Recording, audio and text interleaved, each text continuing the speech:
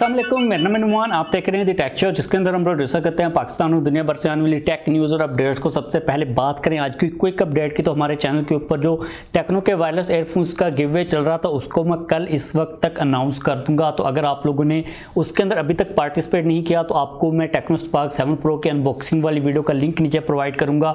आप लोग लाजमी तौर पर उस वीडियो के अंदर जाके कमेंट कर दीजिएगा अगर आप लोगों ने वीडियो नहीं भी देखनी। तो मैं चाहता हूँ कि मेरे जो दी टेक शो के रेगुलर व्यूअर्स हैं वो लाजमी तौर पर गिव अवे के अंदर पार्टिसिपेट करें। और आप लोगों को मैं नीचे इंस्टाग्राम का लिंक भी प्रोवाइड कर दूंगा, आप लोग इंस्टाग्राम के ऊपर लाजमी तौर पर ज्वाइन कर लीजिएगा।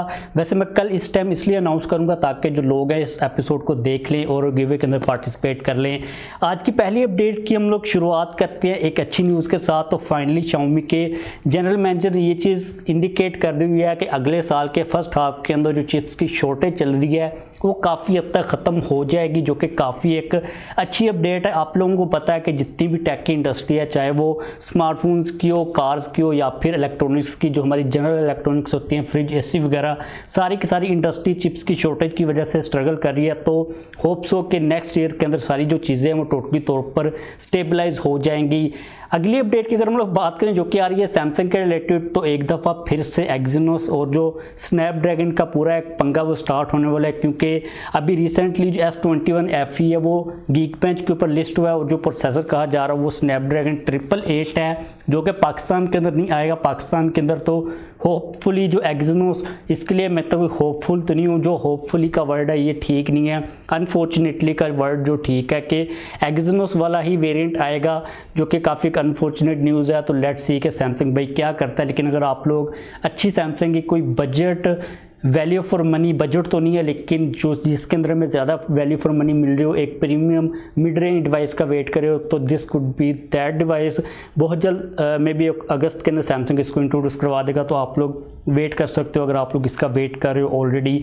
अगली जो अपडेट है ये काफ़ी ज़्यादा इंटरेस्टिंग है। तो भाई रेडमी ने ये चीज़ ऑफिशियली तौर पर टीज़ करना स्टार्ट कर दी हुई है कि जो रेडमी नोट 8 था उसका 2021 के अंदर एक नया वेरिएंट आएगा, क्योंकि उन लोगों ने अभी रिसेंटली ट्विटर के ऊपर एक पोस्ट शेयर की जिसके अंदर उन लोगों ने बताया कि हम लोगों ने रेडमी नोट 8 के 25 मिलियन यूनिट्स को, यानी कि 25 मिलियन होते हैं, 1 मिलियन के अंदर कितने होते हैं 10 लाख, और 10 मिलियन के अंदर 1 करोड़, यानी कि तकरीबन उन लोगों ने कैलकुलेशन सारी आउट हो रही है 2.5 करोड़ के अराउंड जो है ना रेडमी नोट 10 क्यों क्या बोल रहा हूँ, मतलब कि उन लोगों ने अभी तक पूरी दुनिया के अंदर 2.5 करोड़ के करीब जो नोट 8 है वो सेल कर लिए हुए हैं। उसका 2021 वाला वेरिएंट आ रहा है जिसकी स्पेसिफिकेशंस जो इंडिकेट की जा रही है उसके अंदर आप लोगों को G85 का प्रोसेसर मिल सकता है, MIUI 12.5 के साथ आएगा, प्लस उसके अंदर आप लोगों को 5000 mAh की बैटरी मिलेगी। तो लेट्स सी के रेडमी इसको कहाँ पर प्लेस करता है और इसका डिज़ाइन क्या होता है, क्या वो हमें सेम वही पुराना डिज़ाइन मिलेगा या फिर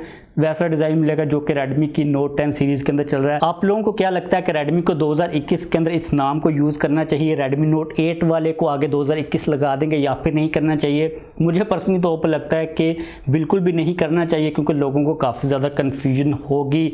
अगली अपडेट की बात करें जो कि आ रही है एंड्रॉयड 12 के रिलेटेड, तो ये चीज़ इंडिकेट की जा रही है कि एंड्रॉयड 12 के अंदर नेटिवली जो थर्ड पार्टी प्ले स्टोर या फिर ऐप स्टोर्स होते हैं उनको सपोर्ट किया जाएगा। मतलब कि जिस तरह गूगल का अपना प्ले स्टोर चल रहा था उसी तरह आप लोगों को जो थर्ड पार्टी स्टोर्स हैं वो भी देखने को मिल जाएंगे। मतलब कि आप लोगों को बार बार जो परमिशंस होते हैं उनको अलाउ करने के लिए नहीं कहा जाएगा, और आप लोगों को जो अपडेट्स मिलेंगी उन ऐप स्टोर्स के थ्रू वो भी ऑटोमेटिकली मिलेंगी। मतलब कि टोटली तौर पर वही सेम एक्सपीरियंस मिलेगा जो कि आप लोगों को प्ले स्टोर के अंदर मिलता है। अगर आप लोग अपनी एंड्रॉयड डिवाइस के अंदर जो एंड्रॉयड 12 है उसके अंदर किसी थर्ड पार्टी ऐप स्टोर को या फिर प्ले स्टोर को इंस्टॉल करते हो। इसके बाद जो अगली अपडेट है ये भी काफ़ी इंटरेस्टिंग है जो कि आ रही है पोको के रिलेटेड। तो भाई पोको की 3rd एनिवर्सरी आ रही है, उन लोगों ने काफ़ी इंटरेस्टिंग डाटा शेयर किया।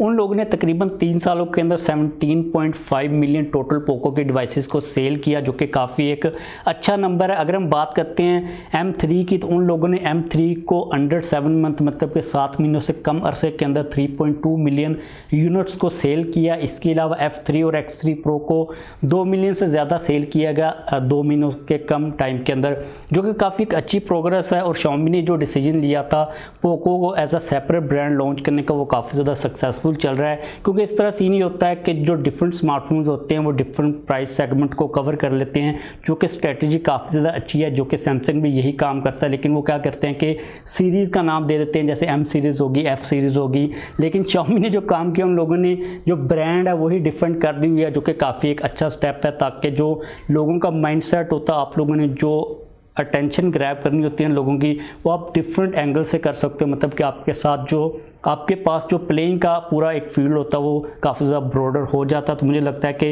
वीवो को भी अपनी सब ब्रांड्स डिवाइड करने की ज़रूरत है, उनको iQOO को भी पाकिस्तान के अंदर लेके आना चाहिए और दूसरी ब्रांड्स को भी ये काम कर लेनी चाहिए। इसके बाद जो अगली अपडेट है, ये आज की मेरी तो सबसे ज़्यादा फेवरेट अपडेट है, जो कि आ रही है एप्पल के रिलेटेड। एप्पल ने अभी रिसेंटली अपनी एप्पल वॉचेज़ के अंदर नए असिस्टिव टच कंट्रोल्स को इंट्रोड्यूस करवाया, जिनको आप लोग जेस्चर्स के साथ कंट्रोल कर सकते हो। अब आप लोगों को यहाँ पर जो वीडियो है वो नज़र आ रही है, इसके अंदर आप लोगों ने क्लिंचिंग और पिंचिंग करनी है, तो आप लोगों को सारे के सारे कंट्रोल्स मिल जाएंगे। फॉर एग्जांपल आप लोग टाइमर को कंट्रोल कर सकते हो, अगर आप लोग डबल क्लिंच करते हो तो आपको अगर कॉल आ रही है तो आप लोग उसको पिक कर सकते हो। अपनी आर्म को मूव करके आप लोग, अब भी यार ये जो हारन मारन है, ये क्या दफ़ा मारा इसको, अच्छा, अपनी आर्म को मूव करके आप लोग जो पेजेस हैं उनको स्क्रॉल भी कर सकते हो। इसके अलावा आप लोगों को मोशन पॉइंटर जो एक्टिवेट करना, तो आप लोग अपने हाथ को शेक कर सकते हो। मतलब कि आप लोगों ने क्लिंचिंग और जो पिंचिंग है वही करनी है, और आप लोगों को जो असिस्टिव टच कंट्रोल्स हैं वो सारे के सारे देखने को मिल जाएंगे। तो पर्सनली तौर पर ये वाले कंट्रोल्स मुझे तो काफ़ी ज़्यादा अच्छे लगे। आप लोगों को कैसे लगे नीचे कमेंट्स के अंदर लाजमी तौर पर बताइएगा। बात करें अगली अपडेट की, जो कि आ रही है रेडमी के रिलेटेड, तो उम्मीद है कि बहुत जल्द हो सकता है कि रेडमी नोट 10S को पाकिस्तान के अंदर लेके आ जाए, क्योंकि रेडमी ने अपने एक अपकमिंग स्मार्टफोन को टीज़ करना स्टार्ट कर दिया हुआ है। एक पोस्टर उन लोगों ने रिलीज़ किया जिसके ऊपर उन लोगों ने लिखा हुआ है कि नोट 10 सीरीज़ का कोई न्यू मेंबर वगैरह टाइप आ रहा है। उसके अलावा पोस्टर के ऊपर 48 मेगापिक्सल को मेंशन किया गया है, और जो कैप्शन है वो लिखी गई है, capture beyond your boundaries, ready to challenge your boundaries again. अब यार यहाँ पर काफ़ी ज़्यादा कन्फ्यूजन पाई जा रही है, क्योंकि इस पोस्टर के ऊपर 48 मेगापिक्सल को मेंशन किया गया, लेकिन अगर हम बात करते हैं नोट 10S की, तो उसकी बैक साइड के ऊपर 64 मेगापिक्सल का मेन सेंसर है। तो इट मीन्स के या तो कोई डिफरेंट डिवाइस आ रही है या फिर रेडमी की मल्टीपल डिवाइसेस आ सकती हैं, क्योंकि 26 मई को आई थिंक चाइना के अंदर जो रेडमी नोट 10 सीरीज़ के 5G वेरिएंट्स हैं वो आ रहे हैं, तो मे बी कोई 5G डिवाइस पाकिस्तान के अंदर रेडमी की आ सकती है। देखना पड़ेगा कि ये कब डिवाइस आती है, कौन सी होती है, एक डिवाइस होती है या फिर मल्टीपल डिवाइसेस होती हैं। तो अगर आप लोग रेडमी नोट 10S वगैरह वेट कर रहे हो तो आप लोग वेट करो थोड़ा सा, मे बी इस मंथ के एंड होने से पहले पहले जो सारी की सारी चीज़ें हैं वो टोटली तौर पर क्लियर हो जाएं। जहाँ तक बात है मेरी, तो यार मुझे काफ़ी कन्फ्यूजन है, मुझे कोई श्योरिटी नहीं है कि क्या सीन होने वाला है यहाँ पर। बात करें अगली अपडेट की, जो कि हम लोग बिल्कुल उसको लेके क्लियर हैं, वो है रेडमी नोट 10 अल्ट्रा 5G। अब 26 मई को चाइना के अंदर रेडमी नोट 10 सीरीज़ के 5G वेरिएंट्स आ रहे हैं, जिनके अंदर 3 मॉडल्स होंगे। एक 10 सिंपल 5G होगा, प्रो 5G होगा, और एक प्रो मैक्स होगा या फिर अल्ट्रा मैक्स, जो भी है, मतलब कि 3 होंगे डिफरेंट रीजन्स के अंदर, वो डिफरेंट नाम से आएंगे। तो अभी ये वाला जो वेरिएंट है ये नोट 10 अल्ट्रा 5G है, जिसकी जो स्पेसिफिकेशन हैं वो लीक हो चुकी हैं। तो इसके अंदर हमें 6.53 इंचज़ का एमोलेड डिस्प्ले देखने को मिल जाएगा। डायमेंसिटी 1100 प्रोसेसर कहा जा रहा है। 5000 mAh की बैटरी के साथ 33 वाट की फास्ट चार्जिंग की सपोर्ट होगी, और बैक साइड के ऊपर 100 मेगापिक्सल का सेंसर कहा जा रहा है, जो कि मे बी 108 मेगापिक्सल हो, जिसका कोड नाम क्या होता है, कोड नेम जो है 100 मेगापिक्सल हो सकता है। तो ये वाला पूरा सीन चल रहा है, और इसकी जो प्राइस है वो 42,000 कही जा रही है।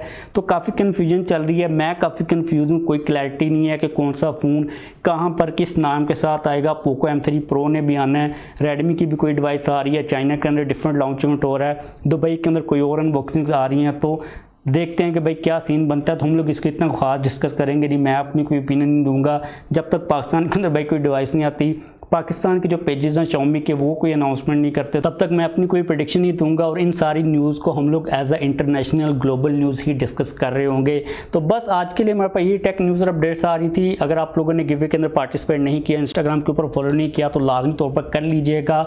मेरी पूरी कोशिश होगी, कोशिश तो मैं नहीं कर सकता, मतलब कि मैंने रैंडम कमेंट पिकर से ही पिक करना है।